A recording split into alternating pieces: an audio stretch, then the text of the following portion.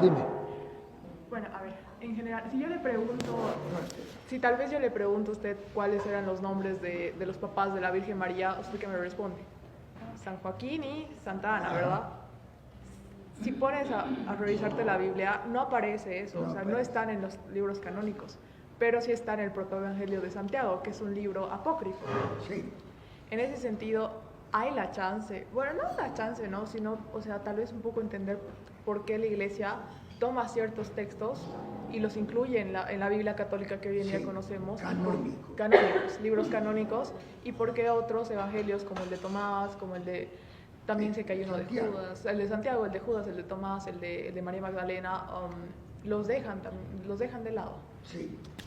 Porque la iglesia tiene 2000 años. Y la iglesia desde el comienzo ha tenido que luchar contra los enemigos del Evangelio, contra los enemigos de Dios, presentados de 1000 formas. Y entre los enemigos de la iglesia presentados de 1000 formas estaba la gnosis, no la que nosotros conocemos ahorita como tal, pero sí de aquellos que daban que el Dios era el pensamiento, era el intelecto, ¿no? Sí. Y ellos querían deformar el Evangelio. Está escrito en Gálatas 1, 8 en adelante, que San Pablo nos alerta. Se va al desierto, ¿verdad? Ese grupo seleccionado que se va al desierto y de ahí se crea o sea, la gnosis. Si no me Sí, pero eso es a nivel mundano, no a nivel cristiano, no. No, era a nivel mundano solamente que venía a confundir el cristianismo. O sea, Cristo dejó su doctrina y la dejó en los apóstoles y le encargó que esa doctrina tenían que enseñarla ellos a las demás personas que venían después. Mateo 28 del 19 en adelante. Van a enseñar lo que yo les he enseñado a ustedes. ¿Me capta? La doctrina de Cristo hay que enseñarla. Ni quitarle ni ponerle, solamente lo que Él ha enseñado. ¿Sí? La iglesia agarra eso y San Pablo lo recomienda a Timoteo. Le dice que tiene que buscar gente que enseñe lo que a su vez ha aprendido, pero sin cambiar nada. Y que debemos tener cuidado para no dejarnos confundir de aquellos que vienen distorsionando el Evangelio. ¿Cómo? Pues fácil. Si usted cree algo, no sé si usted conoce ahorita la nueva era, el movimiento de la nueva era. La nueva era le dice a usted, por ejemplo, ¿usted qué es? ¿Católica, protestante o es qué? Usted le dice, yo soy católica. Bueno, usted es católica. No hay ningún problema. Usted puede seguir siendo católica. ¿Sí? Pero, ¿usted cree en el Espíritu Santo? Usted le dice, sí. Le dice, listo. Ahora sigue creyendo en el Espíritu Santo, solamente que ahora tiene que creer en el Espíritu de la Navidad. ¿Usted cree en los ángeles? Sí. Los arcángeles, San Miguel, San Gabriel. Bueno, usted tiene que creer en otros tantos arcángeles que yo le voy a dar. ¿Ve? O sea, no le quita, sino le agrega algunas cosas para distorsionar y cambiar la originalidad del Evangelio. Esa era la gnosis. Y entonces la gnosis comienza a meter en el Evangelio verdades con mentiras. ¿Sí? Para hacer medias verdades, para confundir a la gente, para que la gente no se diera cuenta que estaban directamente en contra del Evangelio. Entonces, en ese tiempo estaban los padres de la iglesia, vienen los apóstoles, después de ellos viene la continuación, lo que lo continúa de ellos, y ellos se enfrentan a esa gente y le dicen, no, así no es. El Evangelio tiene que ser puro, de ahí que San Pedro dice, tienen que tomar la leche no adulterada de la palabra de Dios. ¿Ve? ¿Por qué? Porque la estaban adulterando y no podía. Entonces la iglesia dice, bueno, vamos a depurar esto. ¿Quiénes son los que están adulterando la leche? Estos van descubriendo que es la gnosis. Y la gnosis describe el evangelio de Judas, el de Santiago, el otro Apocalipsis que hay, todo eso, el de María Magdalena. Eso es la gnosis que lo escribe, no es el cristianismo. Es la gnosis. Ahora, ¿por qué algunas cosas, se acuerda que le dije medias verdades? ¿Por qué algunas cosas se toman de esos libros si no son inspirados por Dios? Porque ahí hay medias verdades. Las medias verdades se toman. Cuando se comprueba que va con lo que se llamaba la tradición. Entonces se comprueba que verdaderamente la tradición va con esto, entonces dice, aceptamos esto. Esto es, podríamos decir, el pedacito de queso que no tiene veneno. Cuando usted va a matar un ratón, usted le echa un poquito de veneno al queso, ¿verdad? Para poderlo agarrar. Entonces usted dice, mira, este pedacito no tiene veneno, agarremos esto. Y por eso esos libros no fueron permitidos en la iglesia, pero fue los primeros apóstoles, los primeros padres de la iglesia que depuraron eso, y gracias a ellos no nos engañaron. Entonces no se puede permitir, porque no es que usted me diga, es que ese libro lo escribió Santiago, o ese libro lo escribió Judas. No, ellos no. Fue la nueva era, no, perdón, la gnosis, como hoy la nueva era que están metiendo, y les pongo la comparación a la nueva era, para engañar a los cristianos. Entonces los cristianos dijeron, no, esto no es así, esto es falso. Y por eso esos libros no se van a permitir como revelados por Dios, nunca se van a integrar al canon de la iglesia, jamás, porque se sabe de dónde vienen. Claro, porque o sea, sé que hay algunos libros apócrifos que sí se incluyen en la iglesia ortodoxa o en la iglesia etiopiana, ¿no? Por ejemplo, el libro de Noxis incluye todo el libro en la iglesia etiopiana. Y el Noxis sí aparece en la Biblia, específicamente en la parte de Génesis, ¿no? Pero lo mismo, el nombre. Cuando la iglesia no lo permite, es porque es un título que precisamente, a ver, le pongo el ejemplo para que usted me entienda mejor. Usted ha leído la historia y sabe de cuándo nacen los evangélicos, ¿verdad? 1520 con Martín Lutero aproximadamente, ¿sí? Sí. Y ahí la reforma protestante, ¿sí? ¿Qué título agarran ellos? Cristianos. Y entonces, pero el título que ellos agarran, lo agarran a partir del protestantismo, de la reforma, y se agarran ese título, se pone el título de cristianos evangélicos. Y usted va a la Biblia y lee que en Hechos 11:26 es donde llaman por primera vez a los discípulos de Jesús, los llaman cristianos.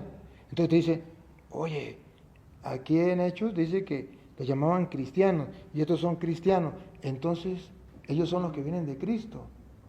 Si usted sabe la historia, usted dice, no, ellos nacieron con Martín Lutero y se pusieron ese nombre porque lo encontraron en la Biblia y para engañar a los tontos, se ponen ese nombre para engañar.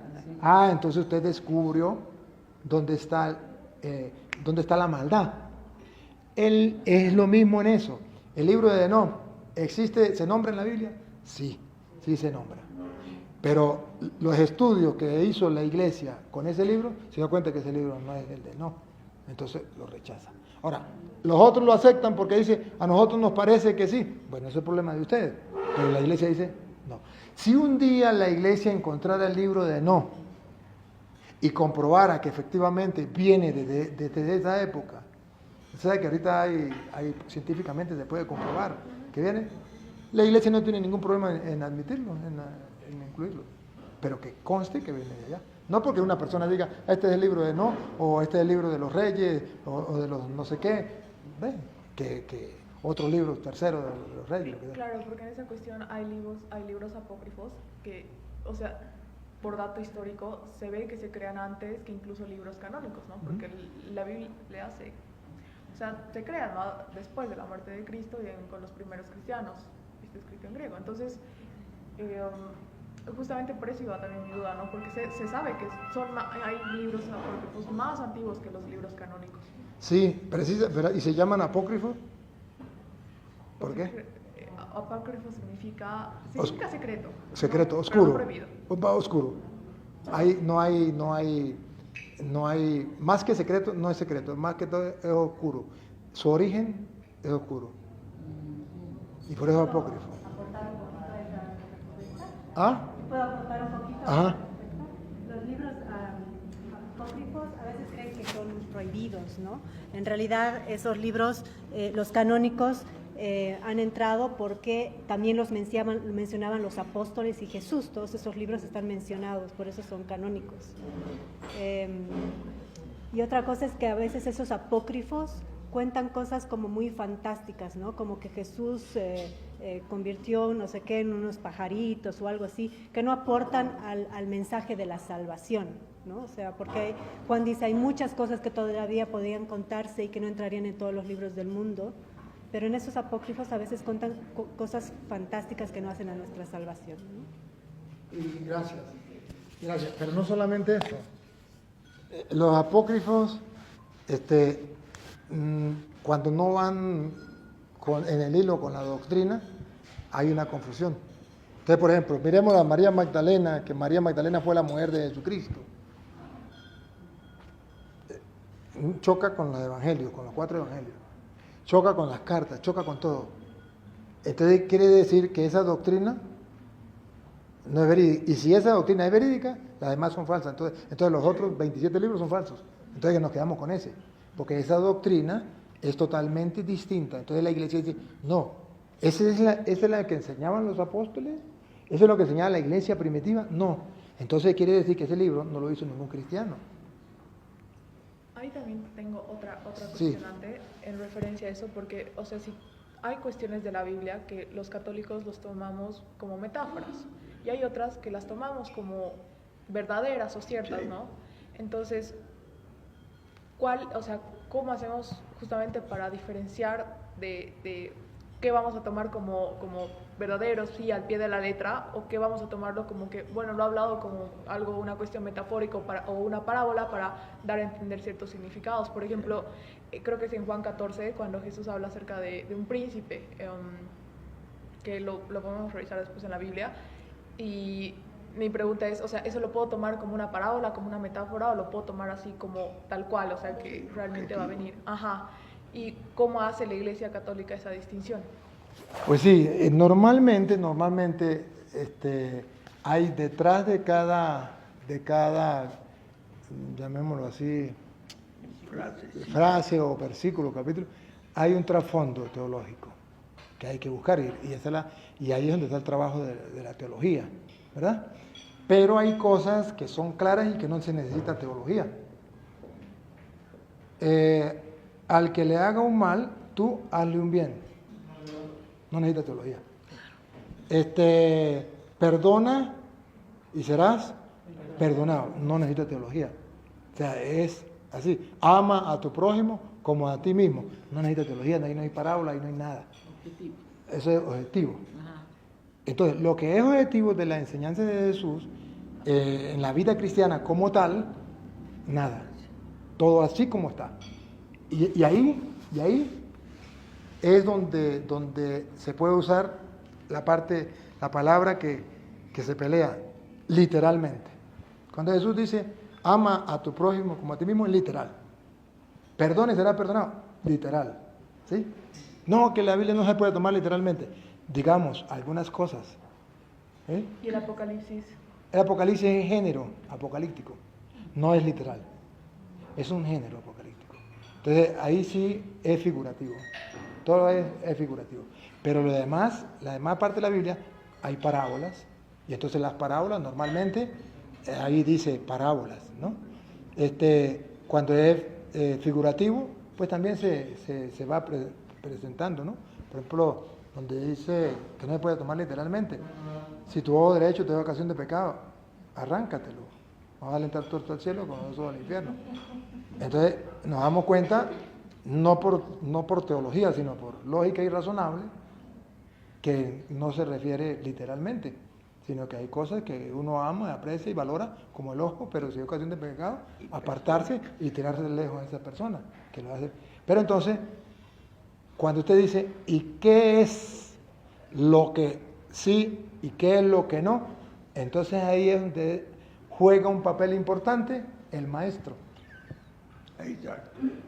Ahí es donde juega un papel importante lo que llama magisterio de la iglesia. Exacto. Entonces, por eso entonces cuando San Pedro dice, 2 de Pedro 1:20, nadie puede interpretar las escrituras por su propia cuenta. Y nadie es nadie. Y si usted se llama nadie, usted tampoco. Y es el error de los protestantes. Que el protestante interpreta la escritura por su propia cuenta.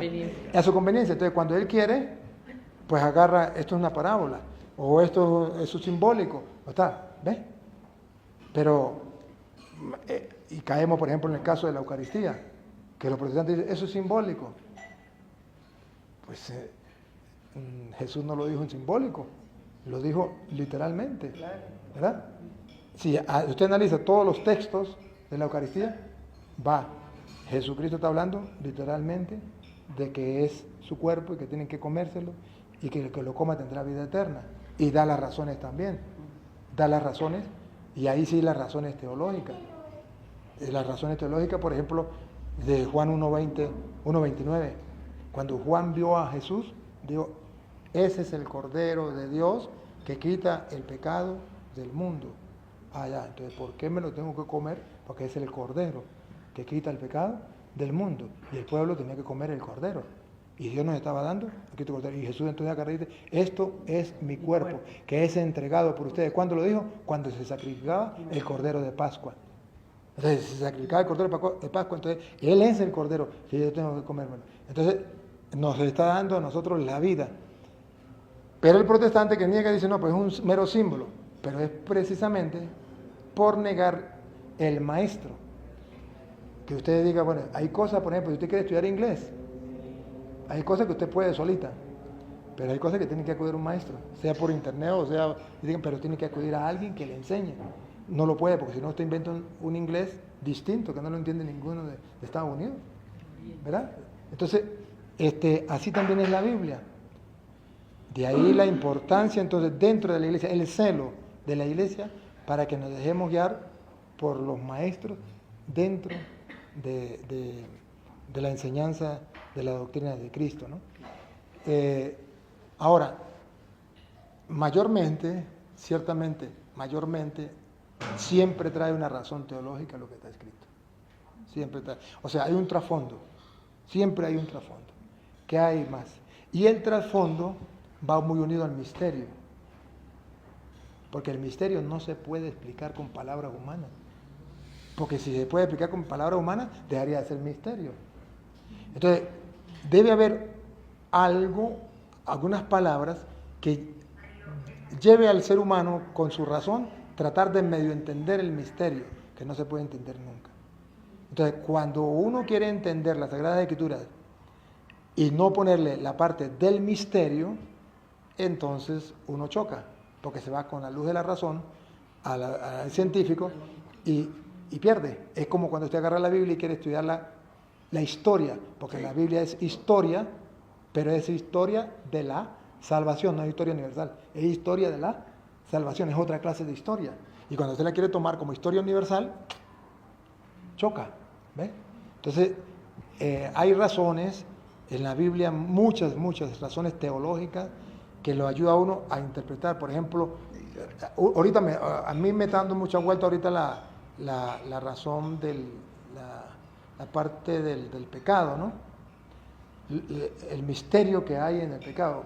O sea, cómo Dios permite que uno caiga en el pecado y por qué, si Él es Dios y puede evitarlo, ¿por qué lo deja caer en el pecado, ¿no? Pero estudiando a San Pablo y estudiando a San Lucas, miramos que nos va llevando al misterio. San Lucas lo dice de esta manera, en San Lucas 7:36 en adelante, cuando encuentra el hombre Jesús con la pecadora y le besa los pies y le enjuga los pies, y dice el fariseo, que era un santo de aquel tiempo, de la religión judía, si este fuera un profeta, sabría quién le está besando los pies. Y Jesús no solo era un profeta, era Dios, le conoció el pensamiento y se le salió adelante y le dijo, a ver, un hombre tenía 2 deudores, a los 2 le perdonó, ¿quién ama más? Le presupone el que más le perdonó. Dijo, precisamente, yo entré y usted no me besó, no me lavó los pies, y esta mujer sí lo ha hecho, porque al que más se le perdona, más ama. Entonces ahí está revelando el misterio del pecado. ¿Por qué Dios permitió que nosotros caigamos en el pecado? Porque el que más se le perdona, más ama, que Pablo lo daría de otra manera. Donde abundó el pecado, sobreabundó la gracia. Pero si usted no lo mira a la luz del misterio, usted dice, pues, no entiendo cómo Dios va a permitir el pecado. Y ahí está la razón teológica, y ahí están los estudios teológicos, y ahí está la razón de los maestros para que nos expliquen. ¿Sí, no? Félix culpa. Feliz culpa que mereció tan gran Redentor. Salvador.